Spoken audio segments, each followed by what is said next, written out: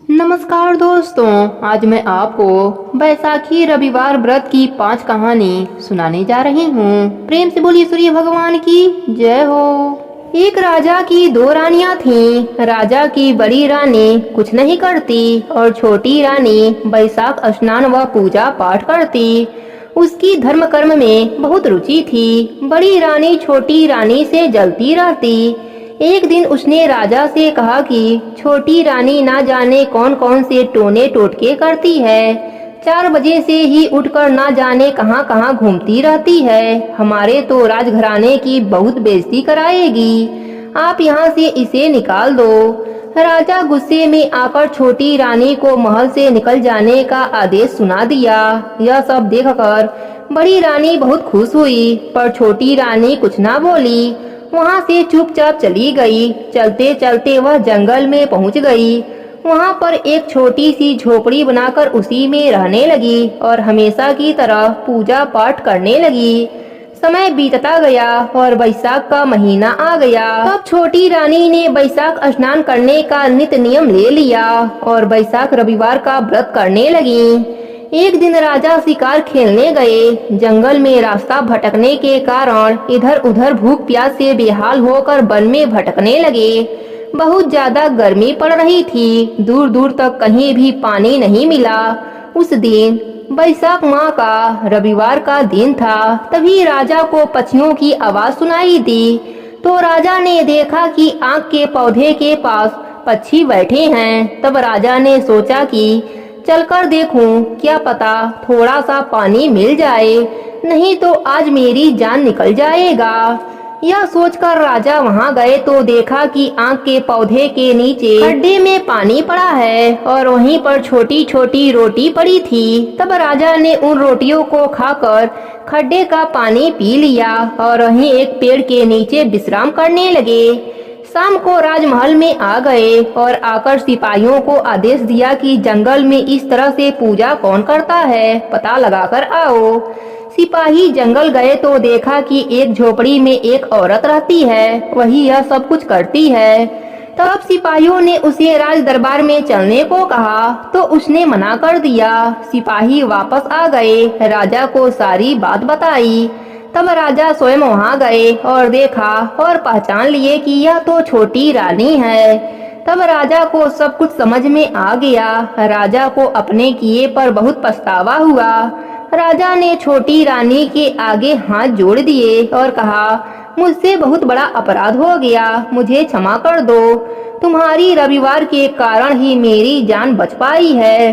तुम मेरे साथ महल चलो।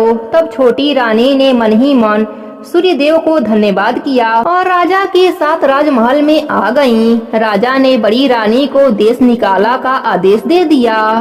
इस तरह बैसाख रविवार के व्रत व आंकड़े की पूजा करने से छोटी रानी ने अपना मान सम्मान व सुहाग वापस पा लिया। हे सूर्य भगवान, अपने सभी भक्तों पर अपनी कृपा बनाए रखना। कहानी अधूरी हो तो पूरी करना, पूरी हो तो मान रखना। प्रेम से बोलिए सूर्य भगवान की जय हो। एक ब्राह्मण का पुत्र था जो रोज सुबह उठते ही नहा धोकर माँ से रोटी मांगता था। एक दिन माँ ने कहा कि बेटा, तुम कोई नित्य नियम रख लो। लोग सुबह उठकर नहा धोकर मंदिर जाते हैं, पूजा पाठ करते हैं, इसके बाद रोटी खाते हैं। अब तुम भी सुबह उठकर सूरज भगवान का दर्शन करके रोटी खाने का नियम ले लो। ब्राह्मण का पुत्र यह नियम ले लेता है। अब वह रोज इसी प्रकार से नियम को निभाता है। एक दिन सूरज भगवान ने कहा, देखता हूँ कि यह सच्चे मन से मेरा दर्शन करता है या नहीं। एक दिन सूरज भगवान बादल में छिप जाते हैं। वह सूरज भगवान का दर्शन करने के लिए जंगल में निकल जाता है। सूरज भगवान को ढूंढते ढूंढते शाम हो जाती है। उधर 4 चोर चोरी करके जंगल में बंटवारा करने के लिए रुक जाते हैं। सूरज भगवान सोचते हैं कि यह तो मेरा सच्चा भक्त है, पूरा दिन निकल गया, भूखा प्यासा ही रह गया। सूरज भगवान उसे बादल फाड़ कर दर्शन देते हैं। सूरज भगवान को देखते ही ब्राह्मण का पुत्र कहता है, देख लिया, देख लिया। उधर 4 चोर चौंक जाते हैं। इस लड़के ने धन बांटते हुए देख लिया। चोर उसे बुलाते हैं और कहते हैं, तुमने क्या देखा? फिर उसने कहा, देख लिया, देख लिया। चोरों ने कहा, तुम किसी से मत कहना, आधा धन तुम लेकर जाओ। ब्राह्मण का पुत्र आधा धन लेकर आ गया और माँ को कहा कि दरवाजा खोलो। माँ ने कहा कि बेटा, तू पूरे दिन कहाँ गया था, अब तो तू ऐसा नियम मत रखना। बेटे ने कहा, माँ तू दरवाजा तो खोल, मेरे ऊपर सूरज भगवान प्रसन्न हुए हैं, इतना सारा धन लेकर आया हूँ। उसकी माँ धन देखकर सूरज भगवान का जयकारा करने लगी। हे सूरज भगवान, जैसे आपने उस ब्राह्मण बालक पर कृपा करी, वैसे ही अपने सभी भक्तों पर अपनी कृपा बनाए रखना। प्रेम से बोली सूरज भगवान की जय हो। एक नगर में एक सेठ और सेठानी रहते थे। सेठ जी का कोई संतान नहीं था, इसलिए वह बड़े दुखी रहते थे। एक दिन सेठ जी किसी काम के लिए बाहर जा रहे थे तो उन्होंने देखा एक किसान अपने खेत में दाना डाल रहा था। सेठ जी को देखते ही किसान दाना डालना छोड़कर अपने घर की तरफ लौट गया और बोला, आज तो बहुत बुरा अपशगुन हो गया, न जाने आज का दिन कैसे बीतेगा। सेठ जी के कानों में उस किसान की बात आ गई और वह बड़े दुखी हुए और वह अपने घर लौट गए। घर जाकर उन्होंने सेठानी को सारी बात बताई। सेठानी ने कहा, आज मेरे साथ भी ऐसा ही हुआ है। हमारे आंगन में एक चिड़िया आई थी और बोली, इस घर में कोई संतान ही नहीं है तो दाना कहाँ से मिलेगा, और वह उड़ गई। सेठानी की बातें सुनकर सेठ जी और दुखी हो गए। एक दिन एक ब्राह्मण ने उन्हें सूर्य भगवान की व्रत और कथा सुनने की सलाह दी। अब सेठ सेठानी रविवार के दिन जल्दी उठकर सूर्य देव की पूजा करते और उनकी कथा सुनते। ऐसे ही करते करते 12 वर्ष बीत गए। एक दिन सूर्य देव प्रसन्न होकर सेठ सेठानी को दर्शन दिए और कहा, मैं तुम्हारी पूजा अर्चना से प्रसन्न हूँ, बहुत जल्द तुम्हारे घर एक कन्या का जन्म होगा। ऐसा कहकर सूर्य भगवान अंतर ध्यान हो गए। कुछ महीनों के पश्चात सूर्य देव की कृपा से सेठ जी के घर एक सुंदर कन्या का जन्म हुआ। जब सुबह होता तो उस कन्या के आसपास हीरे बिखरे मिलते। यह सब सेठानी देखकर बहुत खुश होती, लेकिन उसने यह बात किसी को नहीं बताई, यहाँ तक कि वह सेठ जी को भी नहीं बताई। धीरे धीरे वह कन्या बड़ी हो गई। वह भी अपने माता पिता की तरह सूर्य देव की परम भक्त थी। वह रोज उनकी पूजा अर्चना किया करती थी। धीरे धीरे कन्या विवाह के योग्य हो गई। अब सेठ जी अपने कन्या के लिए विवाह खोजने लगे। तब सेठानी बोली, मेरा यह नियम है कि मैं अपने बेटी का मुख देखकर ही दिन की शुरुआत करती हूँ, इसलिए हम इसका विवाह ऐसे युवक से करेंगे जो घर जमाई बनकर हमारे साथ रहे। क्योंकि सेठानी के मन में लालच आ गया था। सेठ जी ने ऐसा ही किया। उन्होंने ऐसा लड़का ढूंढा जो घर जमाई बनकर रहे। लड़की की शादी हो गई। सेठानी अपने नियम की बात अपने दामाद जी से बताई कि मैं हर रोज अपने बेटी को उठाने आया करूंगी। लड़के ने कहा, ठीक है, लेकिन सेठानी का रोज रोज सुबह आना उसके जमाई को अच्छा नहीं लगता था। उसने इस बात की शिकायत अपने पत्नी से की, लेकिन वह बोली, मेरी माँ मुझसे बहुत प्यार करती है, इसलिए वह सुबह मेरा मुख देखकर ही अपनी दिनचर्या आरंभ करती हैं। एक दिन सेठानी को देरी हो गई। उस दिन उसका जमाई जल्दी उठ गया और उसने देखा उसकी पत्नी के चारों ओर हीरे बिखरे पड़े हैं। वह समझ गया कि उसकी सास हर दिन सुबह अपने लड़की का मुख क्यों देखने आती है। उसने अपने पत्नी को यह बात बताने वाला ही था कि तब तक उसकी सास आ गई और वह नहीं बता पाया।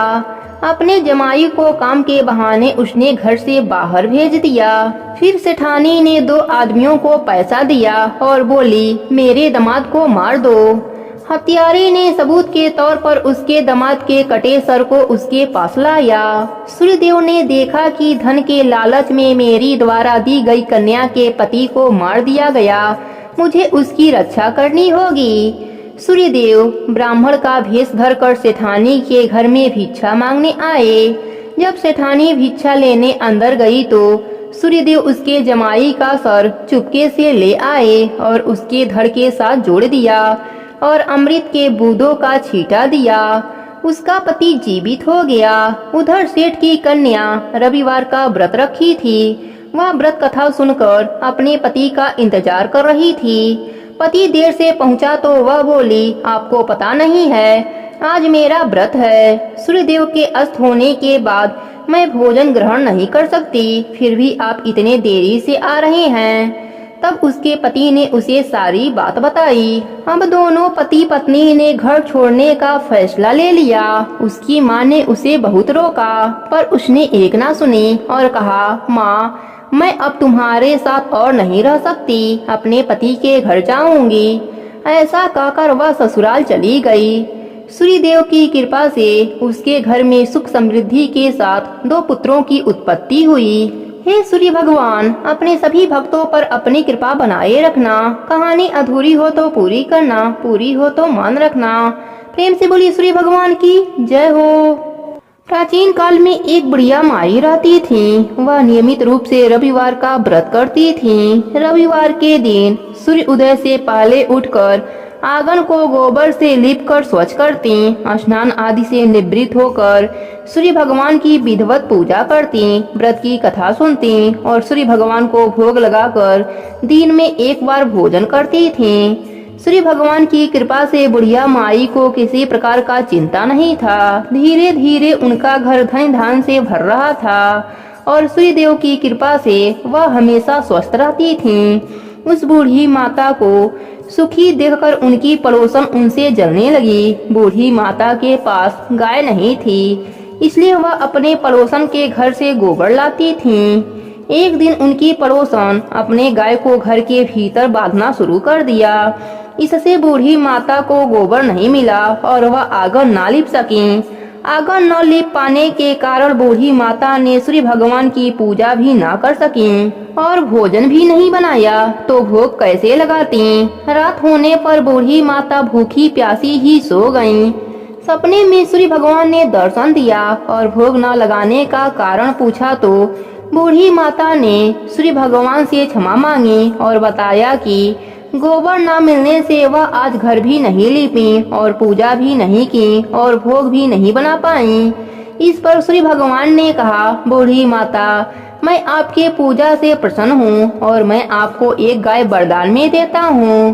प्रातः काल सूर्य उदय से पूर्व उस बूढ़ी माता की आंखें खुली तो वह अपने घर के आंगन में सुंदर गाय और बछड़े को देखकर बहुत खुश हुई। गाय को आंगन में बांधकर उन्होंने जल्दी से चारा लाकर खिलाया। जब पड़ोसन ने गाय और बछड़े को देखा तो उसकी आंखें फटी की फटी रह गई और वह और जलने लगी। तभी गाय ने सोने का गोबर किया। गोबर देखते ही पड़ोसन हैरान हो गई। उसने तुरंत अपने गाय के गोबर से बदलकर सोने वाला गोबर अपने घर ला दिया। अब यही कार्य रोज करने लगी। सूर्य उदय से पहले उठकर गोबर बदलकर सोने का गोबर अपने घर ला देती।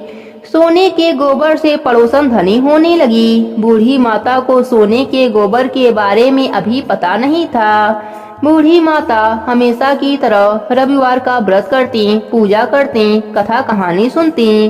एक दिन सूर्यदेव ने तेज आंधी चला दिए, जिससे बूढ़ी माता अपने गाय को घर के भीतर बांध दिया। बूढ़ी माता ने सुबह जब गाय के सोने का गोबर देखा तो उनको बहुत आश्चर्य हुआ और वह सब जान गईं। उस दिन के बाद से बूढ़ी माता हर रोज अपने गाय को घर के भीतर बांधना शुरू कर दिया। सोने के गोबर से बूढ़ी माता कुछ ही दिनों में बहुत ही धनी हो गईं। पड़ोसन को सोने का गोबर ना मिल पाता था, इसलिए वह बुरी तरह से जल भूनकर राख हो गई और अपने पति को समझा बुझाकर उसे नगर के राजा के पास भेज दिया। राजा को जब ज्ञात हुआ कि गाय सोने का गोबर देती है तो वह अपने सिपाहियों को आदेश दिया कि बूढ़ी माता के घर से गाय और बछड़े को तुरंत लाया जाए। गाय और बछड़ा राजमहल में आ गए। राजा ने सुंदर गाय को देखकर बहुत ही खुश हुआ। सुबह जब राजा ने सोने का गोबर देखा तो उसके आश्चर्य का ठिकाना न रहा। उधर बूढ़ी माता भूखी प्यासी सूर्यदेव से प्रार्थना कर रही थी। सूर्यदेव इस तरह बूढ़ी माता को प्रार्थना करते देख उस पर बहुत करुणा आई उसी रात श्री भगवान ने राजा को सपने में कहा, राजन, बूढ़ी माता का गाय बछड़ा तुरंत लौटा दो, नहीं तो तुम पर विपत्तियों का पहाड़ टूट पड़ेगा, तुम्हारा महल नष्ट हो जाएगा। श्री भगवान के सपने से बुरी तरह भयभीत राजा ने प्रातः उठते ही गाय और बछड़ा बूढ़ी माता को लौटा दिया और क्षमा मांगी। राजा ने पड़ोसन और उसके पति को उनकी इस दुष्टता के लिए दंड भी दिया। राजा ने पूरे राज्य में घोषणा कराई कि सभी स्त्री पुरुष रविवार का व्रत किया करें। रविवार का व्रत करने से सभी के घर धने धान से भर गया। राज्य में चारों तरफ खुशहाली छा गई। स्त्री पुरुष सुखी जीवन यापन करने लगे। सभी लोगों के शारीरिक कष्ट दूर हो गए। सभी स्वस्थ रहने लगे। हे सूर्य भगवान, जैसे आपने बूढ़ी माई पर कृपा करी, वैसे ही अपने सभी भक्तों पर अपनी कृपा बना के रखना। कहानी अधूरी हो तो पूरी करना, पूरी हो तो मान रखना। प्रेम से बोलिए सूर्य भगवान की जय हो। प्राचीन समय की बात है। एक गांव में दो भाई राम प्रकाश और कमल कांत एक साथ रहते थे। उनमें से बड़ा भाई राम प्रकाश बहुत सीधा साधा था और उसकी पत्नी सत्यवती भी बहुत सीधी थी। यह परिवार सूर्यवंशी था, इसलिए वह सूर्य देवता को अपना कुल देवता मानकर उनकी पूजा करते थे। सत्यवती हर दिन सूर्य भगवान की पूजा करती और कथा कहती थी। साथ ही वह रविवार का व्रत भी रखती थी। परंतु इसके विपरीत कमलकांत की पत्नी संजना नए विचारों की थी। वह पूजा पाठ में बिल्कुल विश्वास नहीं रखती थी। कमलकांत भी सीधा था, पर संजना उसके समझाने पर भी पूजा नहीं करती। कमलकांत उसे समझाता कि ऐसा न करने से सूरज भगवान, जो कि हमारे कुल देवता हैं, वह नाराज हो जाएंगे। पर वह नहीं मानती और अपनी जेठानी को अनपढ़ गवार कहकर उसका मजाक उड़ाया करती। दोनों भाई एक साथ रहते थे, एक ही साथ खेत में काम करते।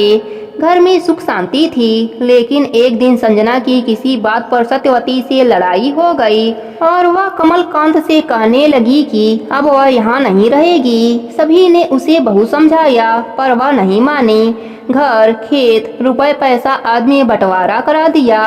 अब दोनों भाई अलग अलग रहने लगे। रविवार के दिन सत्यवती ने व्रत किया। शाम को उसने सूर्य भगवान की पूजा की और कहानी कही। उसी समय संजना वहां आई और कहने लगी, यदि तुम्हारे सूर्य भगवान इतने ही सच्चे हैं तो शाम होते ही मुंह छुपाकर भाग क्यों जाते हैं? जब भी बादल आते हैं वह उनके पीछे क्यों छिप जाते हैं? मैं तो कभी भी ऐसे भगवान की पूजा नहीं करूंगी। सत्यवती ने उसे बहुत समझाया, पर वह नहीं मानी और हंसी उड़ाते हुए घर के अंदर चली गई। सत्यवती को दुख हुआ। उसे डर भी था कि यदि कुल देवता नाराज हो गए तो परिवार पर बहुत बड़ा संकट आ सकता है। रात को जब सत्यवती सो रही थी तो सपने में उसे सूर्य भगवान ने दर्शन दिया और कहा, मैं तुम्हारे भक्ति से बहुत प्रसन्न हूँ, मांगो क्या मांगती हो? तब सत्यवती ने कहा, प्रभु, मेरी देवरानी ना समझ है, उसके कारण आप रुष्ट ना होना, उसे क्षमा कर देना। सत्यवती की बात सुनकर सूर्य भगवान बहुत प्रसन्न हुए और उन्होंने कहा, ठीक है, मैं उसे क्षमा करता हूँ। साथ ही मैं तुम्हें सोने का एक सिक्का देता हूँ, इसे अपने धन के साथ रख देना, तुम्हें कभी भी धन की कमी नहीं होगी। यह कहकर सूर्य भगवान अंतर ध्यान हो गए। सुबह जब सत्यवती उठी तो देखा उसके सिराने सोने का सिक्का चमक रहा है। उसने अपने पति को सपने के बारे में बताया। राम प्रकाश ने सूर्य भगवान को नमस्कार किया और वह सिक्का अपने संदूक में रख दिया। कुछ दिन के बाद जब उन्होंने संदूक खोला तो वह धन, जेवर आदि से भरा हुआ था। उनके बीच सोने का सिक्का चमक रहा था। दोनों पति पत्नी अमीर हो गए। उन्होंने बहुत बड़ा मकान बनवाया और उसमें सूर्य भगवान की बहुत बड़ी प्रतिमा स्थापित की। संजना को जब यह बात पता लगी तो उसने अपने पति से कहा, आप जाकर पता करो कि उनके पास इतना धन कहाँ से आया। कमलकांत ने मना किया, पर संजना लड़ने लगी। तब कमलकांत राम प्रकाश के घर गया। दोनों भाई गले मिले, एक दूसरे से बातें करने लगे। कमलकांत के पूछने पर राम प्रकाश ने उसे सारी बात बताई। संजना ने जब यह सुना तो उसने भी लालच में आकर सूर्य भगवान का व्रत किया, पर उसके मन में जरा भी श्रद्धा नहीं थी। उसने बड़ी मुश्किल से दिन काटा और शाम को व्रत खोला। रात में वह सोई पर उसे कोई भी सपना नहीं आया। सुबह उठकर देखा तो कहीं भी कोई सिक्का नहीं था। उसे लगा उसके जेठ जेठानी ने उसके पति से झूठ बोला है, भगवान तो होते ही नहीं हैं। इस तरह वह लड़ने के लिए बाहर निकली। तभी बाहर एक भिखारी खड़ा था। उसने संजना से खाना मांगा। संजना ने उसे डांटकर भगा दिया। वह सत्यवती के घर पहुंची। वहां जाते ही सत्यवती ने उसका स्वागत किया और पूछा कि क्या हुआ। तब संजना ने उसे सारी बात बताई। तब सत्यवती ने हंसकर कहा, भगवान किसी भी रूप में आ सकते हैं। आज जिस भिखारी को तुमने भगा दिया वह सूर्य भगवान ही थे। तुम्हारे यहाँ आने से पहले वह मेरे घर भोजन करके असली रूप में प्रकट होकर आशीर्वाद देकर चले गए। तब संजना को अपने भूल का एहसास हुआ और उसने वहीं सूर्य देव के प्रतिमा के पैर पकड़ लिए और सच्चे मन से माफी मांगने लगी। सत्यवती और संजना दोनों ने सूर्य भगवान की पूजा की। पूजा के बाद सत्यवती ने वही सोने का सिक्का संजना को देने लगी, पर उसने मना कर दिया। उसके मन से लालच मिट चुका था। उसके बाद जब वह अपने घर वापस आई तो देखा उसका घर धन धन से भर चुका था। हे सूर्य भगवान, जैसे आपने उनका घर धन धन से भर दिया, उसी तरह अपने सभी भक्तों पर अपनी कृपा बनाए रखना। प्रेम से बोली सूर्य भगवान की जय हो।